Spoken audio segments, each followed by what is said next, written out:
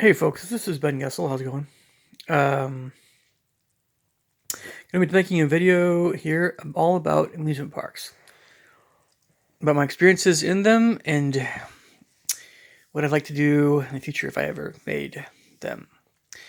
So it's gonna cover quite a bit of ground. Might be a little lengthy for some of you guys. Just watch what you want to watch, as always. So, amusement parks and theme parks. Well, you know, being a Washingtonian, I'm extremely familiar with Enchanted Village, but also used to be a little small kind of amusement park in the Seattle Center. It's not there anymore. I remember what that one was like. It was called like Frontier Park or something different than that. It was Seattle Center Park or something. But of course, I've also been to Lagoon in Utah. I've been to Knott's Berry Farm, and I've been to um, Disneyland. I've never been to Disney World, but Disneyland, yes. I've been to Universal Studios in California, and that's really about it, I think. Well, maybe a few others that are just smaller places. There's a mall of a It's a big giant mall in Minneapolis that has a kind of a small little thing going on in the middle of it. That you know, Charlie Brown type place. I've been to a few times, but yeah. Anyway, you Minneapolis folks would know what I'm talking about. But that's really kind of my experience, and so and of course I've. Oh, I'm sorry. I knew there was some other ones. I forgot. I think I've been to some place over in like Virginia called King's Pavilion. Yeah, Pavilion. And I think that's about it. So King's Pavilion, Knott's Berry Farm, Disneyland, China Village Wild Waves, which is owned by Six Flags now, and like Riverfront Park, kind of in Spokane, and like little other stuff like that, and the mall thing in Minneapolis, and Lagoon in Utah, and stuff. So that's been my experience with amusement parks. I mean, like the bigger ones, and then the this little park in Seattle. It used to be there, and also there's fairs like the Puyallup Fair. I've been to, of course. I've never been to the Evergreen State Fair in Monroe. That would be kind of. I've heard the Puyallup Fair is one of the big ones on the Puget Sound area as far as fair stuff, as far as animals and pumpkins and crafts and stuff, and plus rides. I've been to one circus, by the way, in my life, and that was interesting. That was when I was a little boy. I don't think they really do circuses much anymore. So my experience in general was kind of like, and of course, I was with my family for the most part. I worked at Enchanted Village actually for a while. My experience has been kind of like this: when you're with your mom and dad, and you're younger, you have lots of energy. Depending on how young you are, I don't know. It's just that it's hard to. I'm gonna try to sum up these thoughts here. I can. It's just when you're a boy, you want to do everything you want to do, but of course, your parents are very not. They take it one step at a time, kind of thing. You just want to explode with energy, and it's just so much fun. When I was at Disneyland, I remember going with my brother on Space Mountain and Matterhorn. It might have been with my dad, but it was with my family, and it was really fun. Space Mountain and Matterhorn were great, and Splash Mountain I've been on it once, and it's almost not even worth the wait in line unless you really want to get splashed. And this was all of the past, and I don't know. They've had all kinds of changes. I remember when I went there a second time. They built Toontown. It was weird. It was truly like you were walking into a Roger Rabbit, kind of world. I think a lot of these little additions are kind of cheesy though. The original Disneyland is the best, and especially they should do Fantasyland. They should emphasize Fantasyland But I remember going with my grandpa, my mom's dad, in the Pirates of the Caribbean ride, and so I've been there with my grandma and grandpa. To be honest, grandparents, depending on their personalities, but grandparents can be in amusement parks. They can be in a way a bit more fun than your parents. Even it just depends on personalities. But grandparents are often willing to kind of overindulge, with the grandkids. They want the grandkids to be really happy, and they're really just overjoyed to be with the grandkids and anything for the grandkids kind of thing. And parents are, they're more like the police. They're like the enforcers. They're like, stop doing that. Like get more of the cranky stuff, especially from the mom. It all depends on the parent's personality, but yeah, and so this as a boy, you just feel like you're slowed down sometimes. Like you want to go faster, you want to do all this stuff, and you're slowed down, so it's a drag. When you're a teenager, it's similar. I suppose it's just that you're probably resenting not having being fully independent. On some level, you're probably really, really, truly resenting that. Yeah, so, and if you're there on your own, it is expensive enough. And so if you manage to go to a big theme park as a young adult and you're paying for it all, it's something completely different. Whether you're married or not, if you're married, it's different. But it's that it just it all depends. But it's yeah. So in a nutshell, when I was a little boy, I had a great time in Enchanted Village. And as I got older, yeah, little bit so. Washingtonians are kind of a little bit tired of Enchanted Village in some respects. It's a small park that doesn't have any room to grow, unless they find room to grow, unless they buy, tear down places.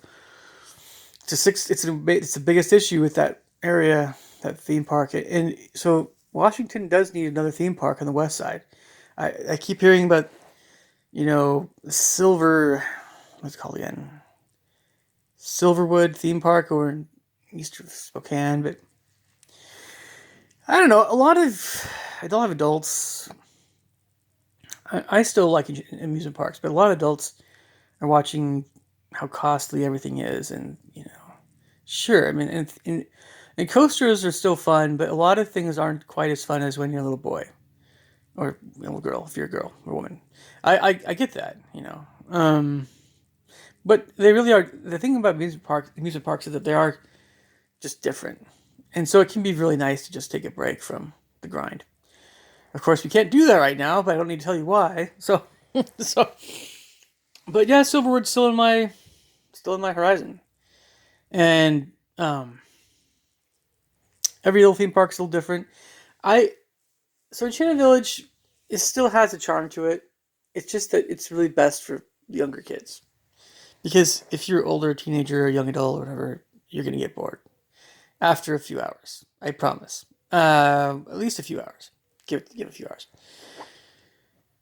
Um, I've heard of like another kind of park in Oregon it's kind of like Enchanted Village, but I'm curious about it. But it's fun to go to some place with the color, but especially if it's less expensive. But whatever. Lagoon was actually pretty good. It's pretty fun, kind of like a Six Flags type place. Knott's Berry Farm was fun. That place was fun, but you often wonder, well, what about the themed things? Disneyland really has so much going for it. It really did, and I think I know what I would do differently with Disneyland compared to how they've done things. It's just everything is really overpriced about Disney. Anything Disney related. It's great if you can afford it, but it's not really something. It's out of a lot of people's budgets now, right?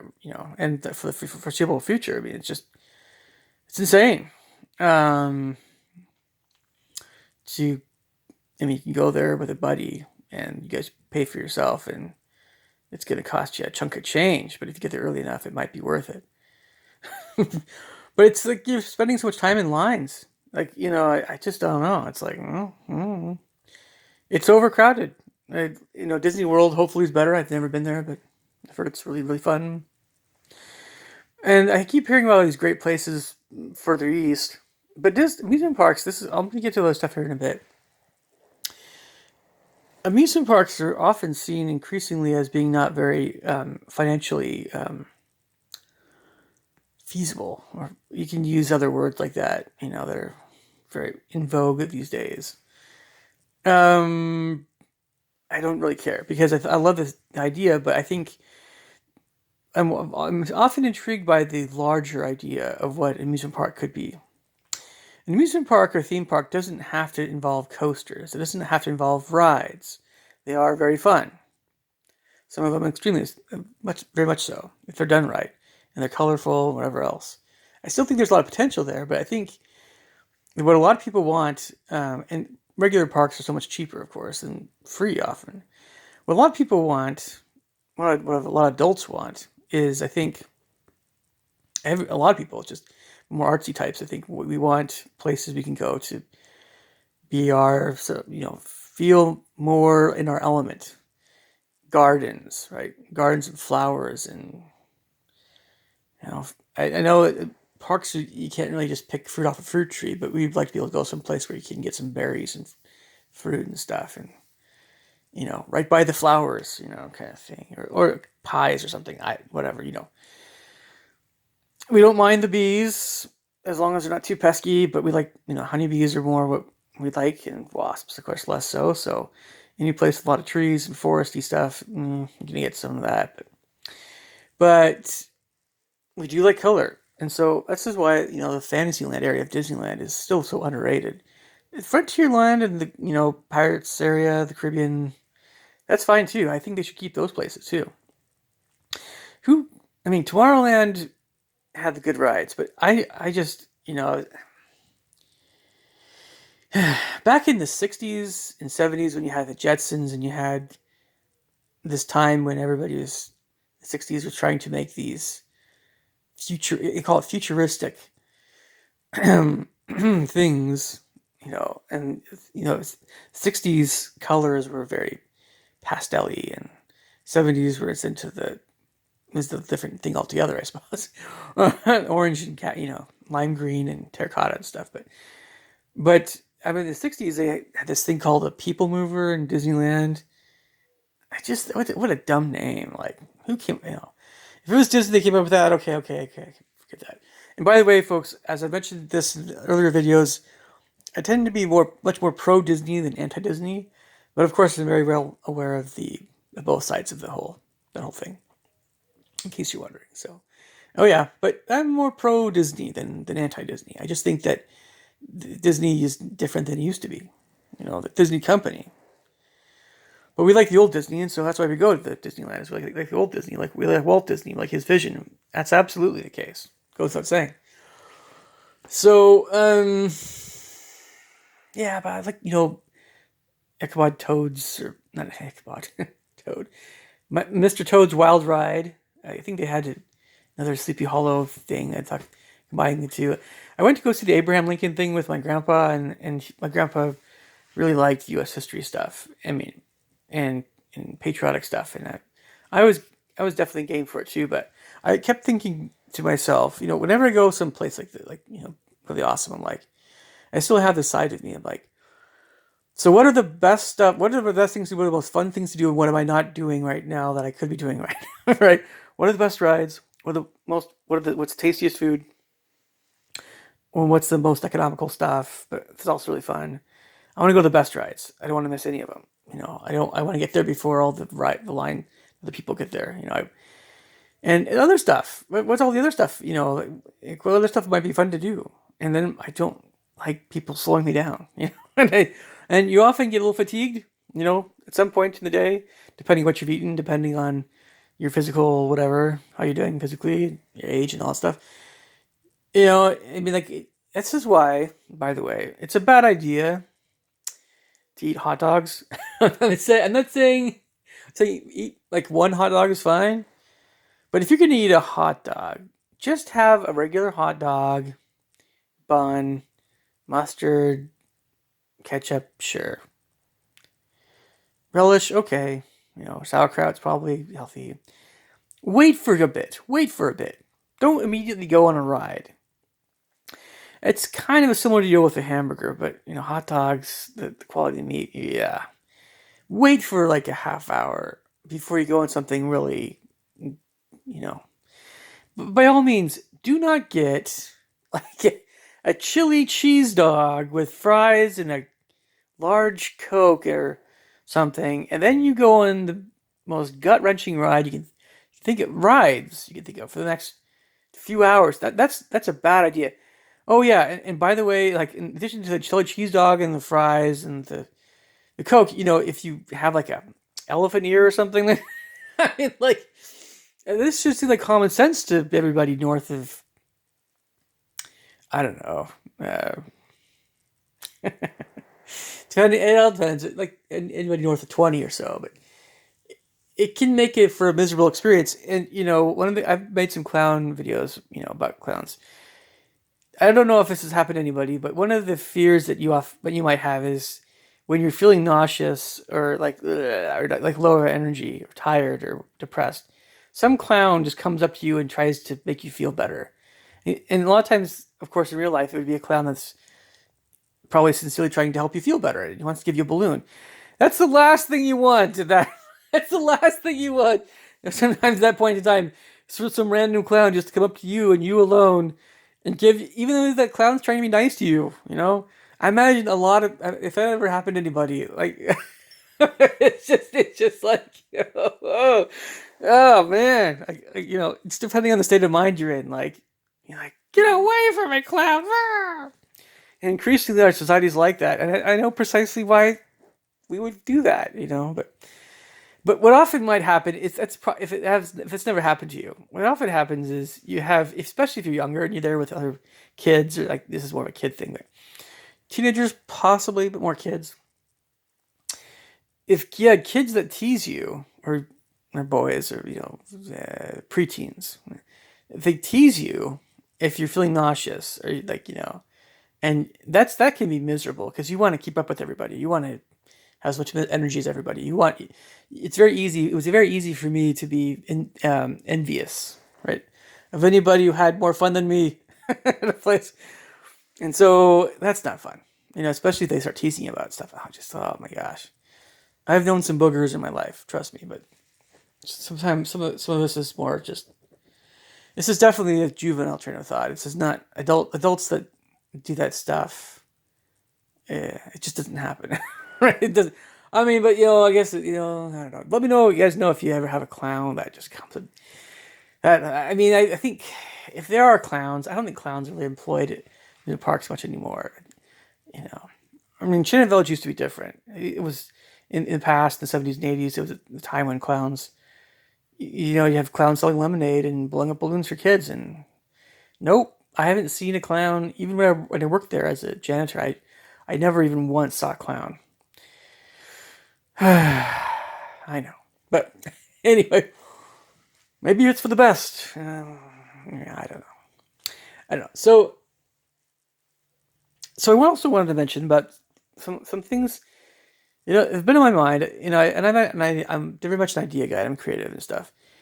I cannot help but notice, I've had dreams like this where you go to a new amusement park that's a brand new one, and there's stuff in it that it doesn't have, you haven't ever been able to do at other amusement parks, and it's just like this big epic thing, and all these different colors and all these different places and all these different things you could do. And imagine like Dr. Seuss meets something from the Phantom Toll Booth, meets something like, almost like religious, but like a musical or spiritual or artsy or, aesthetically just mind blowing and just wow. And then you have rides on top of that, and then you have medieval fantasy stuff, and yeah, fantasy adventure, imaginative things, and Alice in Wonderland types of characters and places and tunnels. And oh my gosh, it just, this that kind of place, it just seems to have the. That's the kind of, if I built an amusement park, it was going to be a good size. That's more the kind of place I would want to do. And if I had to conserve in space, I certainly wouldn't have a bunch of roller coasters. That everyone thinks the roller coasters would bring in all the money. People would come to a place just to relax and just to explore. Adults, you're gonna lose the wild element, which you probably don't want anyway, for a quieter park. You're going to lose that if there's nothing really wild and crazy about a place. I mean, who gives a rip about if you want to have a place that's wild, go wild and crazy. Let's go wild and crazy place. There are plenty of parks like that do all the traditional stuff like that. But if the park is very quiet, quieter, right? And some places are very quiet. And it's all about the aesthetics. It's all about the colors and the exploration, the tunnels and and some things you could do for but it had a very different bend to it, right? Oh man, that would be very successful. It would be like the introvert's paradise. I mean, like really, it would be. Or anybody artistically or sensitive, all that, all those folks, like myself, just and I think there was like a amusement park over in England, but it's over in England, man. It was like Alice in Wonderland theme to it. I don't know how successful it is or has been. I just know that it probably falls woefully flat compared to what everybody's expectations might be. I mean, like, yeah, and some things are just not you can't really do. The thing that made Wonderland so weird is that it just didn't make sense geographically a lot of times, and that's why it was dreamlike. It was just wait, we're in an ocean, but now we're not, and we're the whole sense of time and distance and geography and a lot of things were a little bit. It's you could everybody was trying because Lewis Carroll never drew a map of Wonderland. Never so everybody's tried to do it. Everybody's tried to. I know, but so much of the charm of it is it's kind of nonsensical. It's haphazard, helter skelter, stuff going on. And I've thought about the idea of having paths that disappear, but a lot of these kinds of ideas and a lot of things that are present in fantasy or what's fantasy literature, or video games, or movies, they just don't work and there's so many things that just wouldn't work in real life, and there's so many things involving amusement parks involve things like potential lawsuits and stuff. So I mean, it's the weirdest thing. We want to have a good time, and nobody, people that run amusement parks know this better than. I mean, they must know. They know this stuff. Nobody wants to be confronted with anything legal. It's the worst thing in the world to have to either do anything that kicks you out of the park, or have an unpleasant experience. Nobody wants. The owners of a park don't want that. Nobody. But it happens, and so yeah, that's why everything you put in a park, and if I were to ever do this, everything that goes into a park, you have to think very, very carefully about how anything in a park could be not so fun for anybody, including clowns. So if you have a disappearing trail, where you have tunnels, for kids, and kids get lost in tunnels, or parents can't see the kids. I thought about this stuff a lot before, and if you ever have a kid's tunnel, have it transparent. Have it that's why anything like that is not very big, and it's not very. If you made the tunnels transparent and didn't go, then the parents could keep an eye on the kids. But why should tunnels just be for kids? You should have teens and adults that can go in tunnels. But the problem with tunnels that are away from the public eye is that, you can have bad stuff that happens in these tunnels. So there's that train of thought. So that's probably why we don't have more places like that with more tunneling things. But I don't know. You can still make it work. It's just that in Disneyland, for instance, I've heard the way that they keep the character of the park fine, but they keep the security really great, is that they have this underground thing going on. So at any point in time, you have security everywhere, and so they have cameras everywhere. You just can't see them. So if the second something suspicious goes on or something bad's happening, the security guys are all over that person, and they're very well trained security, and they get paid very well. So it's like Disneyland knows what they're doing. And so you want to have something like that in place, I think, if you have tunnels. Including, I won't say what, but you probably get a general idea of what sorts of things other than, anyway. I won't go there, but. So then, you also have, I don't know, there's just a lot that hasn't been done that could be done to make parks a lot more enjoyable, truly enjoyable. And there is a crossover between open-ended video games that are fantasy-ish and amusement parks that can be that way. There's that, Renaissance fairs that have I've never been to a Renaissance fair. I think they're too limited. And also LARPing, I don't want to have to speak in the old English way of speaking. That's never really been my particular cup of tea, but uh, English tea. But it's I love England, of course, but I just no the language thing. And the LARPing thing just has always been kind of a little bit cheesy to me, but I've always had some interest in it, and even a little bit more interested in playing Dungeons and Dragons, of course. But that can be very time consuming, so that's another whole thing. But it's just so I just think that we still are interested in fantasy, and I think a lot of times we're kind of increasingly in life, all the media is just dumbing everybody down. So if there's something like that that could be built, that everything was very carefully, of course, considered regarding is this going to be a liability or not. If you go through that train of thought because you just want to be on the safe side, you don't want people suing you, but um, a lot of things that are very beautiful and very intriguing and curiosity provoking, because that's what you want to do. That's what I've always wanted to do as a boy. When you go to an amusement park, it's not just having fun; it's things that are curiosity provoking. It's the same deal with school. Who wants to go to school when school's boring and you have bullies everywhere? No. You want to go to school and you have a lot more. You definitely want to go to some place that provokes your curiosity. It triggers or some desire you have, social. Later on, due to teens, we want romantic stuff, but it's something like that. And so an amusement park that's kind of different. If we're talking about amusement parks that have a different kind of bent to them, different themes, different whatever. The whole ride thing is fine. It's just it just I know it drains the budget. A lot of these amusement parks. It's just so expensive. And coasters are dangerous. They really are. I mean, so you have to have top-notch mechanics. Just make it simpler and just be like, think about what is still really fun that could bring in great people. But let's be honest, I think a lot of people around amusement parks probably don't like the rough resorts. It's great to have places for rough resorts of people, but I mean, the kinds of very quiet. I mentioned these quiet introverted people. You would save so much money on security and on mechanics and maintenance, and everything would be just so awesome if you had a client people going to these parks that were quieter, that were more highbrow type folks. So I mean, like, just okay. I think you guys are getting what I'm trying to say, and we keep looking for stuff that's really different and fun and interesting. Yeah, Terry Pratchett, Terry Gilliam, uh, what's his name? The British guy. Oh, anyway.